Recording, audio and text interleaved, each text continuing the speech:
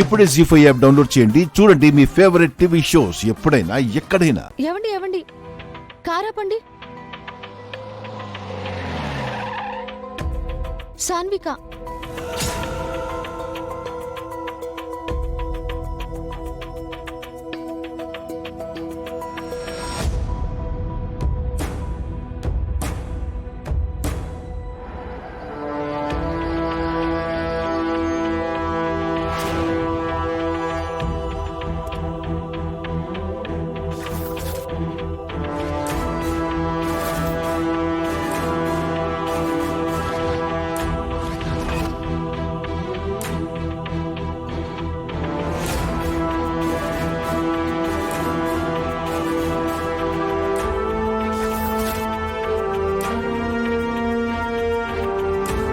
సాన్విక దగ్గరికి ఆదిత్య వచ్చాడేంటండి? మళ్ళీ తనని బెదిరించడానికా? ఈసారి వాడు సాన్వికని బెదిరిస్తే వాడంతా చూస్తాను.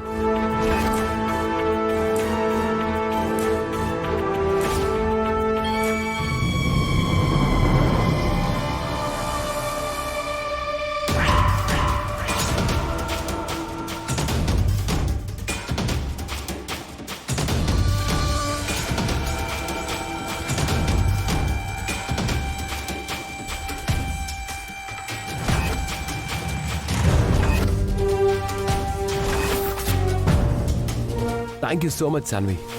నీ పర్ఫార్మెన్స్ వేరే లెవెల్. మహానటిని మించిపోయావు.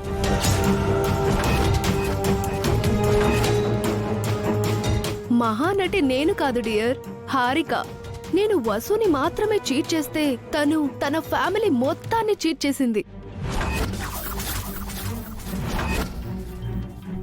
అంతా నా ట్రైనింగే బేబీ. అఖిల్ అంటే హారికకి ఇష్టం లేదు. ఆ అవిటి వాడితో ఉండలేనంది. ఆ ఫ్యామిలీ నుంచి బయటకు వస్తానంది. ఆ ఛాన్స్ నేను యూజ్ చేసుకున్నాను. నా ప్రాపర్టీ బిజినెస్లో షేర్ ఇస్తానని హారికకి ఆశ పెట్టి మత్తులోకి దింపి ప్రెగ్నెంట్ చేశాను. ఆ ప్రెగ్నెన్సీ అఖిల్ వల్లే వచ్చిందని హారిక అందర్నీ నమ్మించింది. ఏ రోజుకైనా నిజం బయటపడుతుందని నేను నిన్ను రంగంలోకి దించాను. హారిక బేబీకి ఫాదర్ని నేనే. ఆ విషయం హారిక కూడా తెలుసు.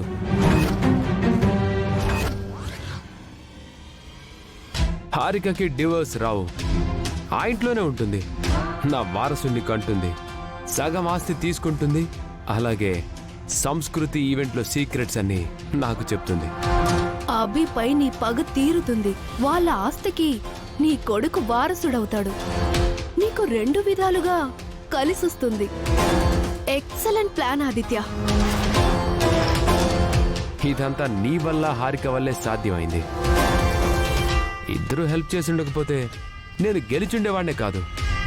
నేను చేసింది తక్కువే. నీ అసలైన పార్ట్నర్ హారిక నీ కోసం సొంత వాళ్ళనే మోసం చేసింది. తనకు నువ్వు న్యాయం చేయాలి. మీ ఇద్దరికి కలిపి న్యాయం చేస్తాను బేబీ. ఆ అభిరామ్ పతనాన్ని కళ్ళారా చూస్తాను. వాళ్ళని రోడ్డుకి ఈడుస్తాను. పగ తీర్చుకుంటాను. ఇడియట్. వెళ్ళి వాడి అంత చూస్తాను. ఆగండి వసుగారు. వదలండి. వాళ్ళిద్దరిని చంపేస్తాను. వసుగారు, దానికి ఇది టైం కాదు. మన ఫస్ట్ టార్గెట్ వీళ్ళు కాదు, హారిక. వీళ్ళతో చేతులు కలిపి తను మనల్ని చీట్ చేసింది. ఎంత మోసం! వీళ్ళ నమ్మక ద్రోహాన్ని నేను చూడలేనండి. ఈ మోసాన్ని మనం మోసంతోనే జయించాలి. ఇప్పుడు ఏం చేసినా కోర్టులో అంతా రివర్స్ అవుతుంది. అంటే వీళ్ళని వదిలేద్దామా అండి? లేదు, వీళ్ళ గురించి తర్వాత ఆలోచిద్దాం.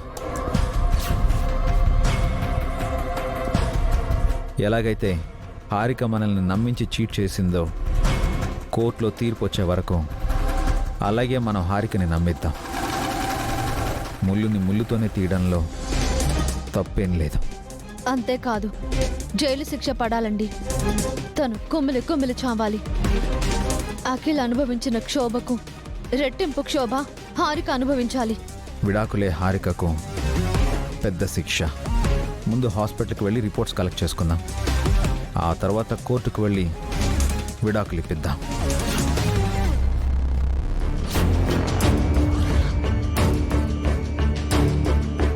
అది జరిగింది. ఇప్పుడు అర్థమైంది కదా కోర్టులో నేను ఎందుకు రివర్స్ అయ్యానో.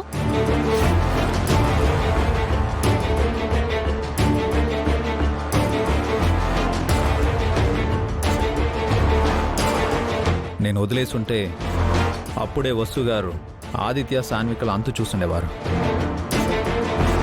కానీ కోర్టులో నువ్వు తప్పించుకునేదానివే. నీకు శిక్ష పడాలనే ఇప్పటి వరకు నీ వైపునట్టు నటించాం. ఫైనల్లీ అఖిల్కి న్యాయం జరిగింది. మీకు విడాకులు వచ్చాయి. మీలాంటి వాళ్ళు కూడా ఇలా చేస్తారని నేను ఊహించలేదు.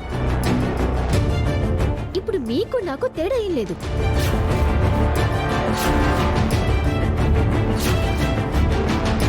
నేను మిమ్మల్ని మోసం చేస్తే మీరు నన్ను నమ్మించి మోసం చేశారు.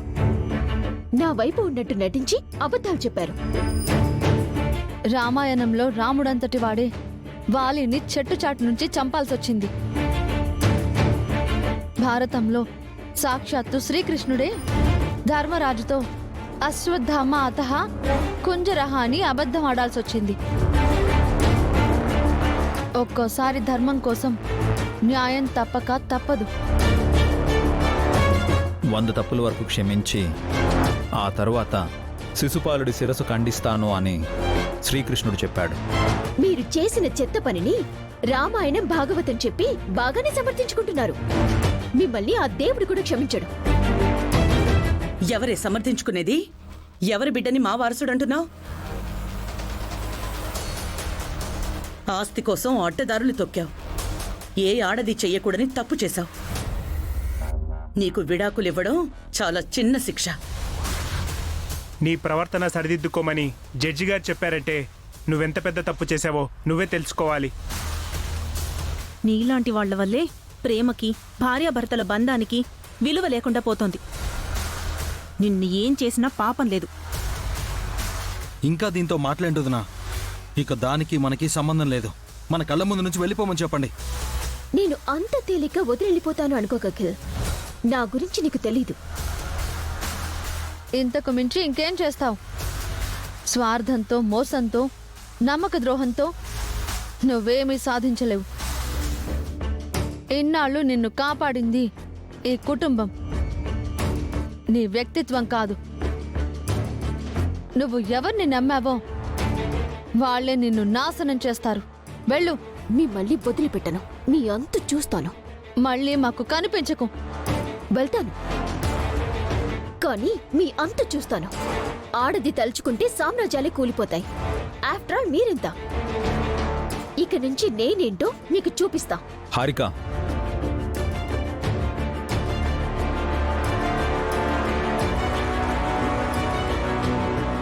జీ5 యాప్ డౌన్లోడ్ చేసి అన్ని ఎపిసోడ్స్ పూర్తి ఉచితంగా చూడండి.